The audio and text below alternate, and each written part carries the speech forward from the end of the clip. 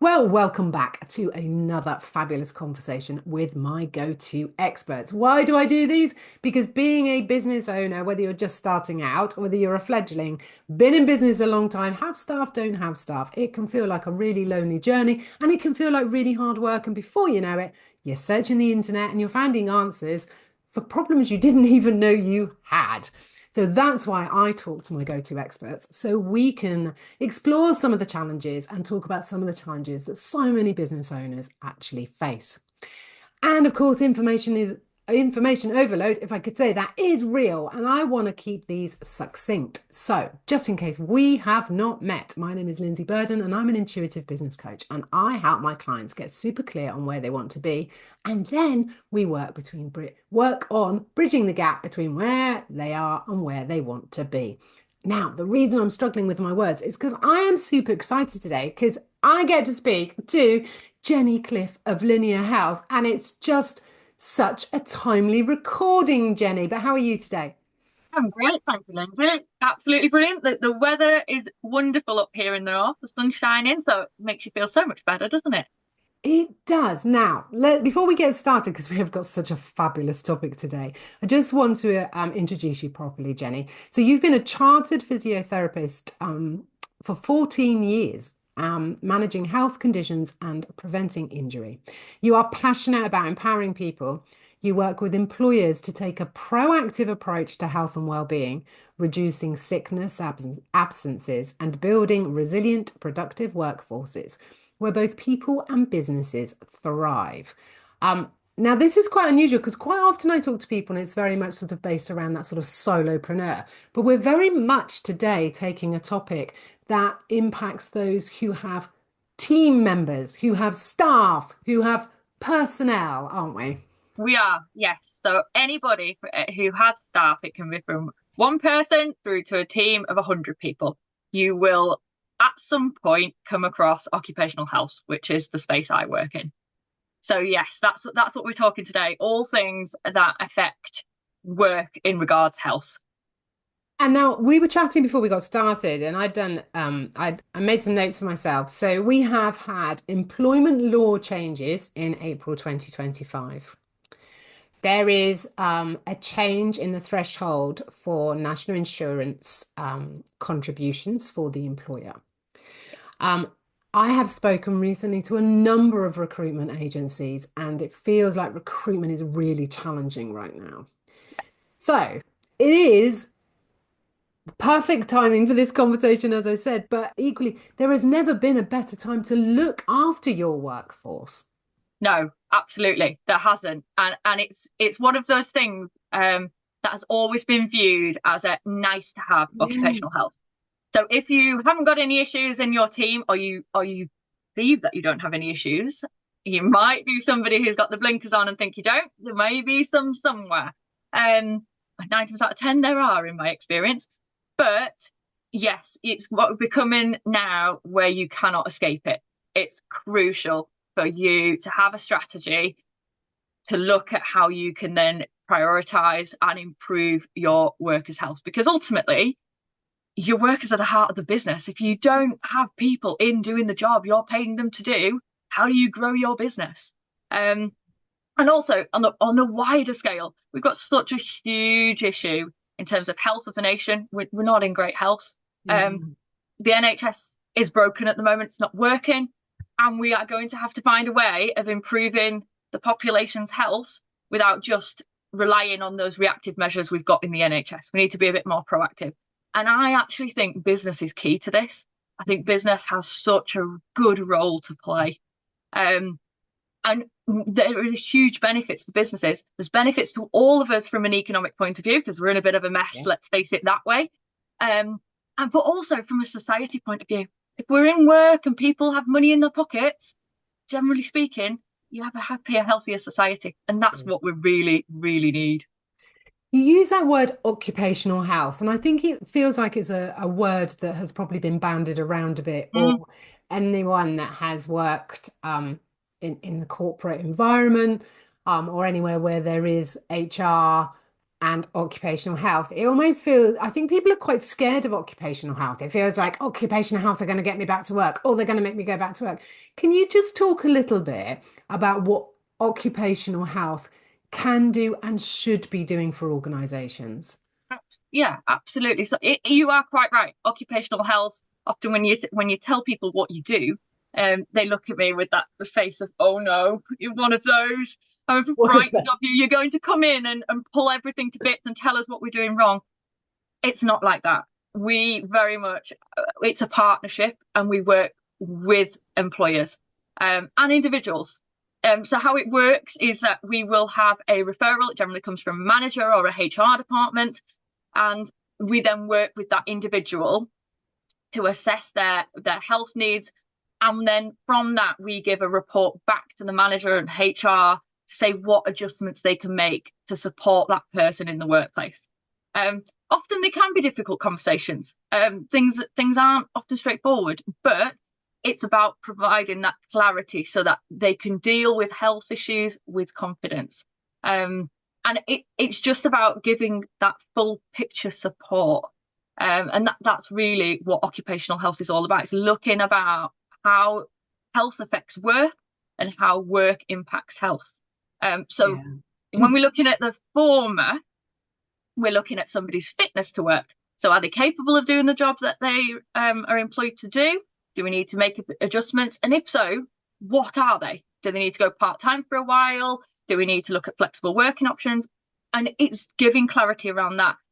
The flip side of that is looking at the impact of work on health, which is more the health and safety side, where you're looking at safety critical aspects.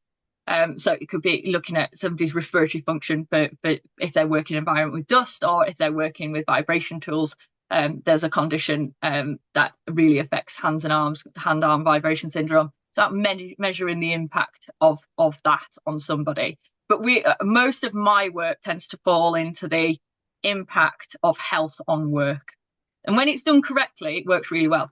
I was going to say, I wanted to pick you up because you used the word support twice. And I think that's a really strong message to get across, isn't it? It's about helping businesses support their incredible team members to come back to work, to be able to be part of their team again.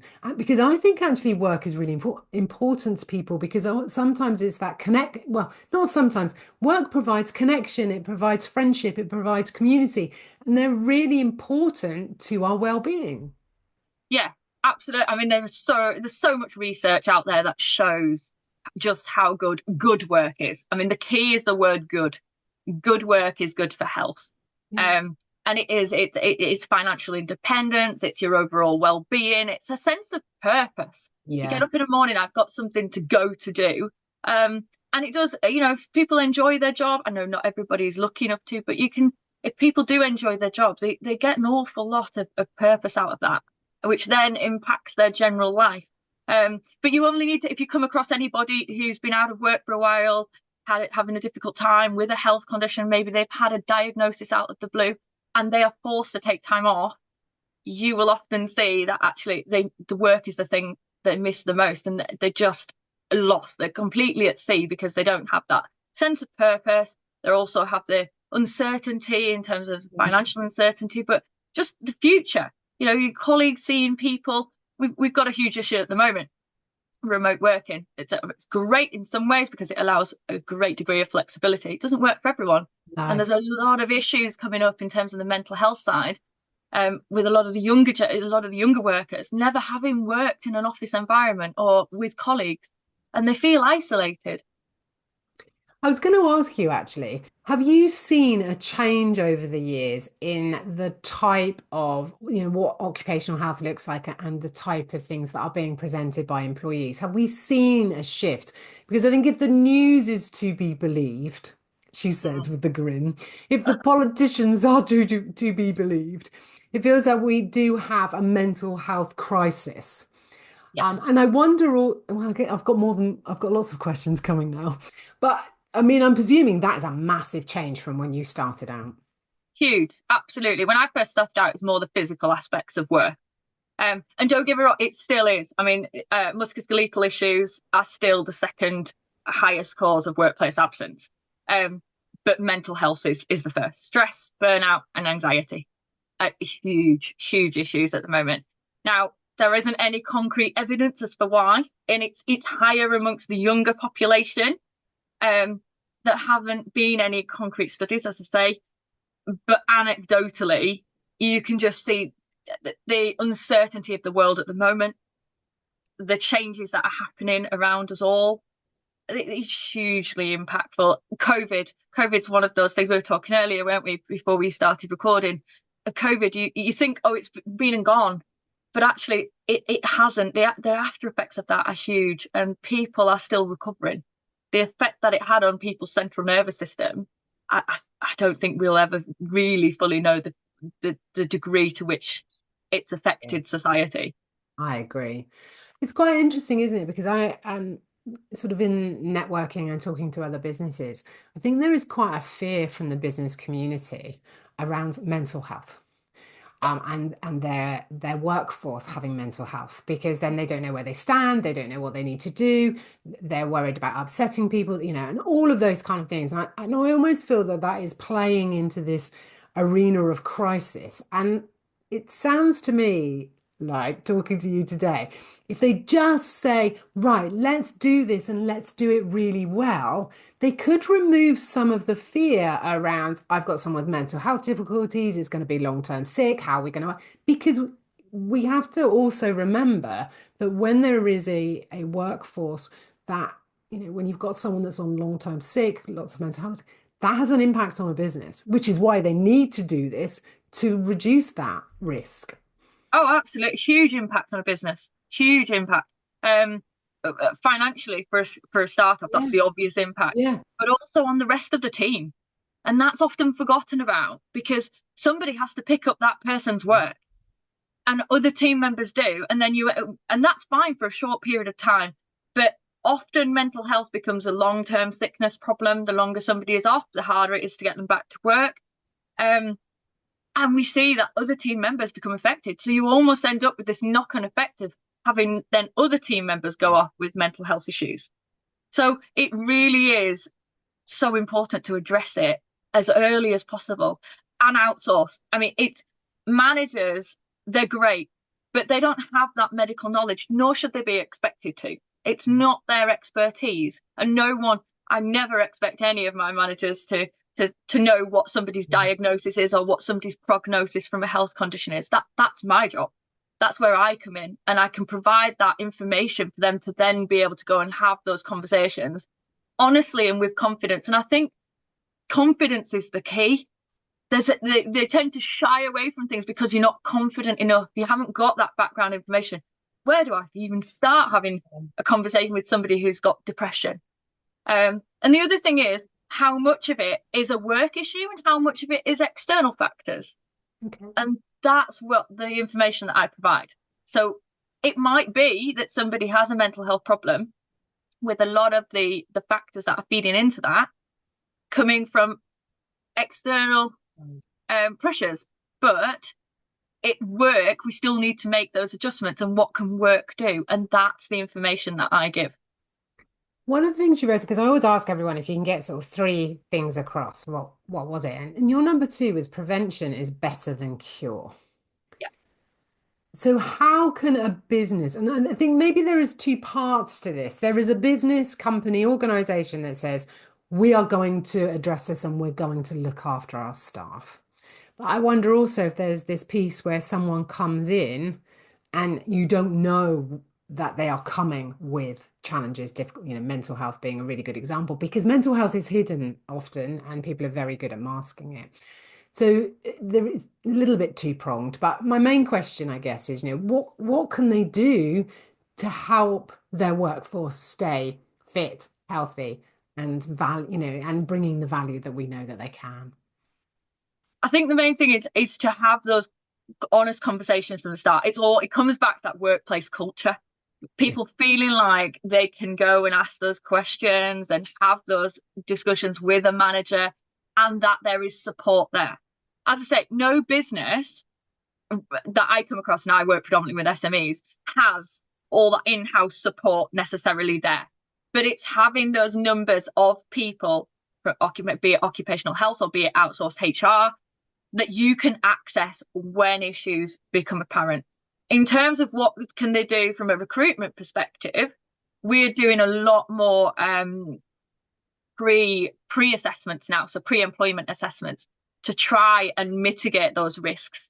And it's not to say that somebody won't be employed, but it's if they are employed, what can we put in place that's tailored to them? Because the issue is you can have somebody that has two people with the same diagnosis, so they can both have a mental health condition, same condition, two entirely different treatments being given by health professionals, and they will require an entirely different support mechanism at work. So it's very much individual, which is why everything I give is tailored to the individual and to the business itself, because it is not a one size fits all solution. And in fairness, being completely honest, I think that's one thing in occupational health we haven't necessarily got right over the years. It's too much of a one size fits all, whereas everything I do is very much tailored. Hence, that's the entire reason I ended up in occupational health, because we weren't very good at being proactive. We weren't very good at addressing things early enough and supporting businesses and understanding that a business that has a very small team, obviously the suggestions you might make for them very different to the ones that have 100 plus. Yeah. Do you think that outsourcing occupational health, I was going to say, is better? It's a better option. Obviously, you're going to say yes. I think what I'm trying to get in my head, it feels like if you're outsourcing your occupational health, it becomes a little bit more independent. Where if it's in-house, they could be pressured. I'm not saying it's about them not doing a great job, but they could be pressured because of a culture that hasn't been addressed. They could be, I knew I should have turned those little things off. Pressured, but thanks Zoom for responding. Pressured because of culture, pressured because of higher managers higher up, pressured because the business is on a timeline. It feels like there could be a lot of factors that could impact in-house occupational health, where actually when it's outsourced, it feels like you can push back more easily. You can, and it's really important to remember that. Yes, although the referral comes either from the business themselves, occasionally it comes from the individual when they realise that they have an issue and they refer themselves, or it comes from HR. But actually, what we tend to see is that if you are independent, it's much easier to be somebody who is impartial, and Yeah. that's what we need to remain. We don't work for the business and we don't work for the individual. We are there to bridge that gap between the two and bring them both together, to make sure we get the best outcome for everybody. So everything we recommend, obviously it has to work for the business, but it also has to work for the person. So it's very much solution driven, to be honest, and problem solving. Out of interest, Jenny, if, just thinking about some of my clients and some of mine are what I call the bricks and mortar. So they have staff, but it's still quite small teams. Mm-hmm. And there is always I think when it's a small team, it's a much bigger impact, particularly if someone is off for a long time.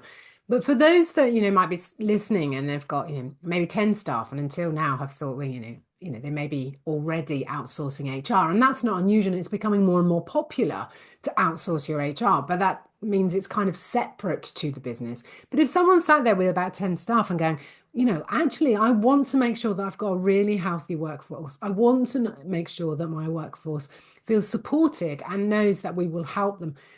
Is that somebody that you could work with at that?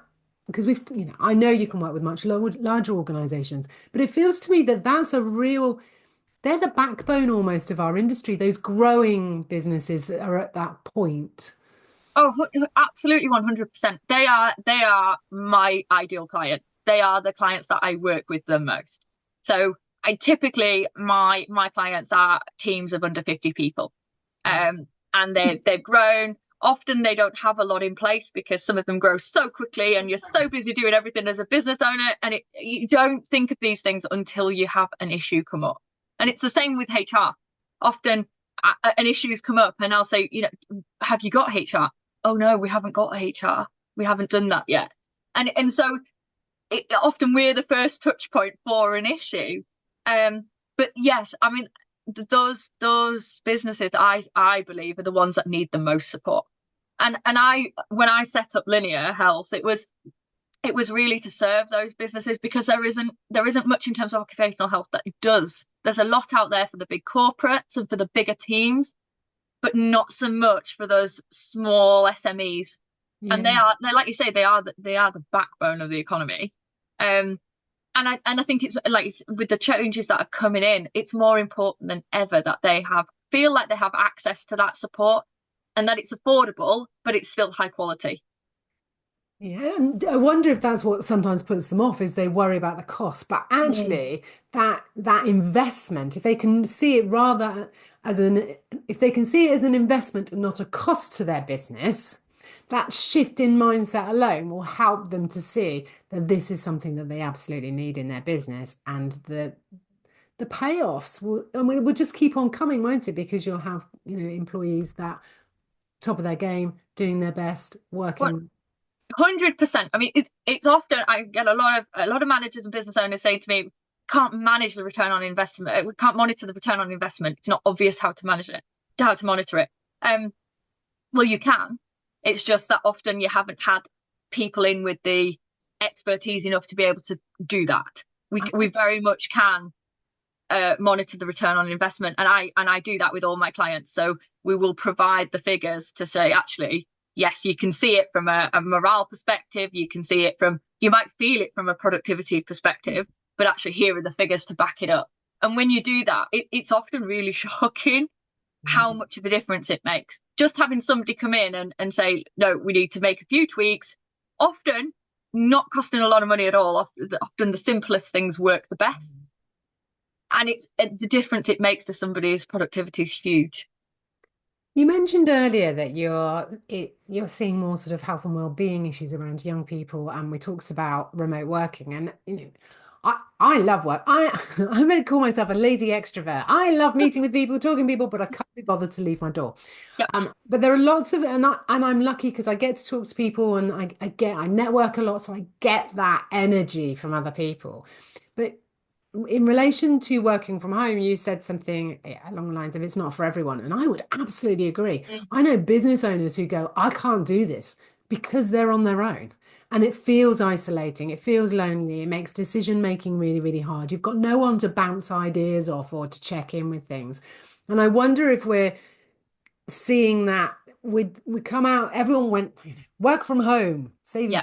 save the NHS. Oh, and off everyone did. And then we started to see this hybrid piece. And I think a lot of people were sort of almost demanding of, I certainly can give you examples of where, people were demanding that they should have a hybrid working, but actually the business was saying, I need you in, it works Yeah. better. So I think there is there's something really quite interesting there, because it's not for everybody. It can be really, really hard, but people want the flexibility. Are you Yeah. starting to see a little bit more work in relation to that? And the other thing, always asking more than one question at once. But if I don't get them out, I'll forget.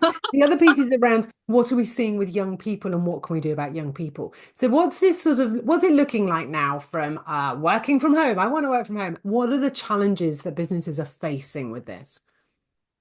So the challenge is team engagement. That's the number one issue that we see coming through. How do we get our teams engaged?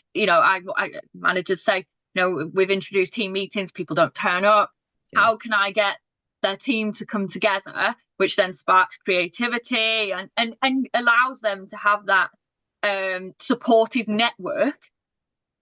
If you can't actually get the people to engage, it's so difficult, and it's a frustration for a lot of managers at the moment.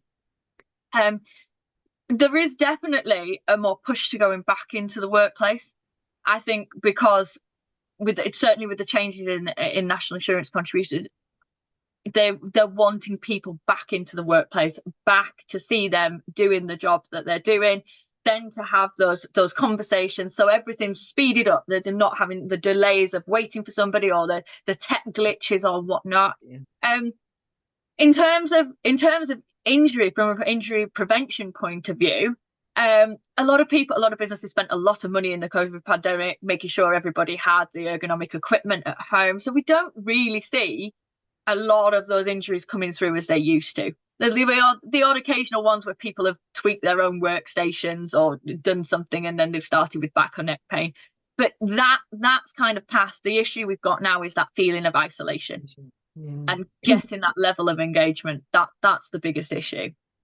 And it really is, and it is tough. It's tough to solve. And like I say, what works for one team will not work for another team. But it's certainly difficult to build those team dynamics and spark ideas and creativity when Yeah. you're not in the same room. Yeah, I've certainly got one client. He just said, I need everyone back because everything's taking so long. I mean, he wasn't in Mm. manufacturing or anything, but he said everything's taking so long. What would take a have you heard from is like an email back and forth and they haven't answered it. And then they, using all this messaging services and stuff. And it just everything felt harder. Yeah, yes. I think that's and definitely from a manager perspective, I get a lot of employees quite like it. They like the flexibility, Yeah. get up and do what I want when I want, and we do see many people who really want us to advocate for them to stay working from home. But in terms of does it work for the business, a lot of the time it doesn't anymore for those exact reasons. And as a manager, a lot of them are now struggling from a mental health perspective because how do I do How do this? I I've got manage? Yeah. I've got pressure from the top saying you need to be getting people engaged and we need to increase our productivity, but I can't actually get that level of engagement. How do I do it? Yeah. And of course, from a mental health perspective or from a, work health perspective, if people aren't coming into the office, you can't hear, you can't see, you can't pick up on the signs that somebody is struggling. No, and it's a good point that yeah, we've had several where we there's been some team dynamic issues that have come to light when we've carried out an assessment. And more often than not, it's just the tone that's lost through an email or a direct message. Yeah. Whereas if you pick up the phone, if somebody was there and you were actually looking at them and hearing their tone, there wouldn't have been an issue. And it creates a lot of problems. Don't get me wrong, when it's done well, it works well and it works incredibly well for some teams. Yeah. It just doesn't work for everybody. And I think that's a big change that we've seen over the last 6 to 8 months is people moving back into the workplace. So let's talk about young people for a while. Because boy, have I heard some stories. Yes, there's a lot in the media, isn't there? Well, I've even had, business owners who have said, I asked them to do X, Y, and Z, and they came back and said, can't believe that, you're picking up on errors in my work. No, no, I'm not. I'm just suggesting that you need to do this and this before it's done. I had lots of strange stories, and it usually is from this younger generation who I don't know if it's that well, I started to read an article actually that our expectations are all different. So, and the article was talking about how young people actually they want flexibility and they're motivated by different things. Although in this particular article it said, well, we all are motivated by different things. But I think the younger generation, and I wonder if we're seeing it in that sort of early workforce and that younger early workforce that are coming through after COVID, where they've just not had that interaction, where they've not had that experience of an office space. And now they're going into an office space that might be working hybrid. So I just wonder, what are you seeing from that younger person's perspective? And what can employers do? Because let's face it, they are our next generation of workers, and we need to be bringing them in and we need to be supporting them and helping them grow and develop and move on. But it seems like it feels really hard at the minute.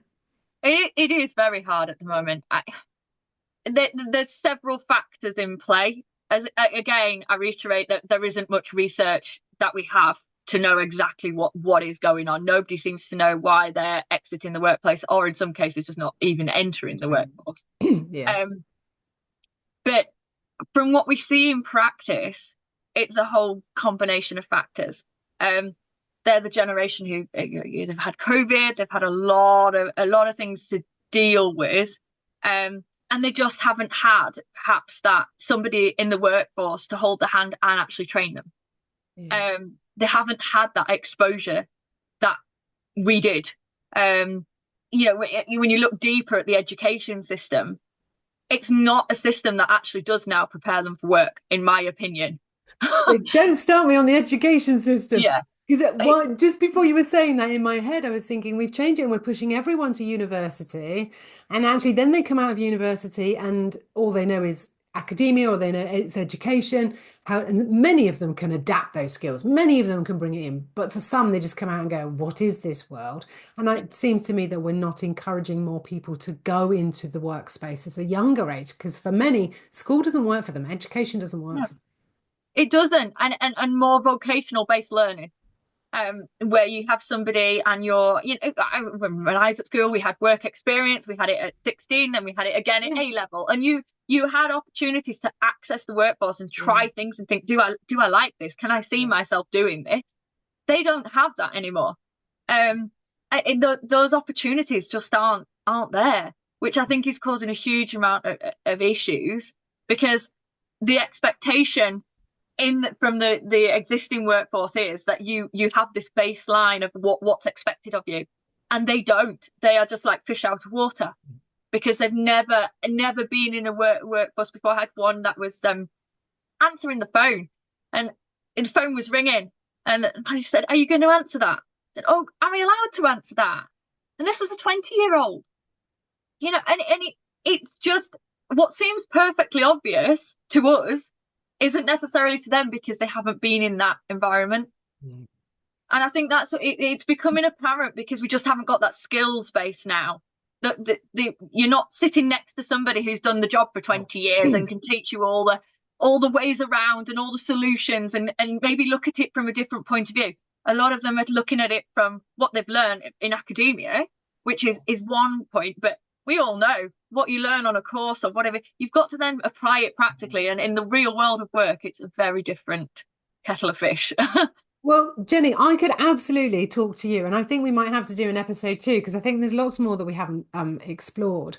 But there were 3 points you wanted to get across, and the effect of health on business, and I think you've done a brilliant job of that. We've talked a little bit more about that prevention is better than cure, and the tailored occupational health solutions that you offer. We've touched on that a little bit, but I Yeah. think I would like to sort of draw it to close and just point out that with everything that's happening, it just feels like there is a lot going on out in the world. There is a lot of change, but a business owner can do one thing to help their business, and that is to look after their staff. Look But after their staff and don't panic about the employment law that is coming in next year. So that will come in 2026. It's all going through consultation at the moment. Main thing is have those point of contacts, have a good HR person, and have an occupational health contact. Makes life so much easier. Business is stressful enough. Being a manager, being a business owner, there's a lot of stress involved. You don't need any more. Talk to us and we will help you. And I think the other thing that's really come across from talking to you is that, it's an investment and you will see a return on it. Your employees will see a return on it. And you talked about it at the beginning and really set that scene around when we're looking after our workforce, it's good for the economy as a whole. And I think you've covered so many elements while we've been talking, which is why I know there is more we should really dive into. But we have run out of time. So if somebody needs to particularly find out about you, where do they need to go? What's the website address?